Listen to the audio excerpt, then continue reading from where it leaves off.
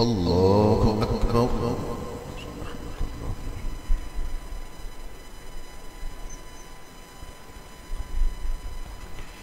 الحمد لله رب العالمين الرحمن الرحيم مالك يوم الدين إياك نعبد وإياك نستعين اهدنا الصراط المستقيم صراط الذين أنعمت عليهم غير المغضوب عليهم ولا الضالين.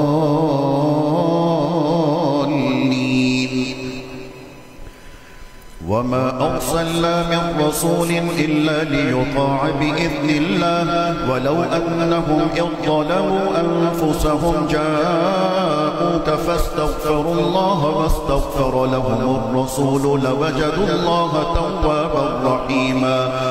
فلا وربك لا يؤمنون حتى يحكموك فيما شجر بينهم ثم لا يجدوا في أنفسهم حرجا مما قضيت ويسلموا تسليما. ولو أننا كتبنا عليهم أن اقتلوا أنفسكم أو اخرجوا من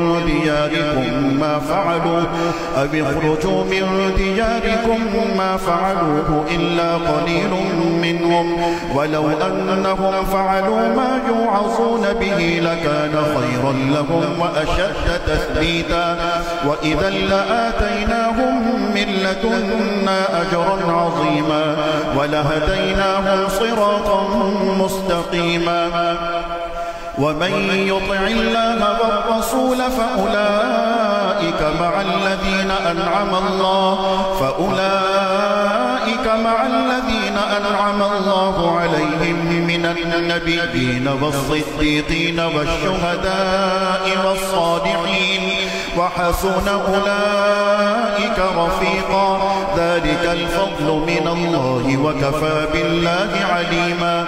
يا أيها الذين آمنوا خذوا حذركم فانفروا ثبات أو انفروا جميعا. وإن منكم لمن ليبطئن فإن أصابتكم مصيبة قال قد أنعم الله علي إذ لم أكن معهم شهيدا. ولئن أصابكم فضل من الله ليقولن كأن لم تكن بينكم وبينه مودة يا ليتني كنت معهم فأفوز فوزا عظيما.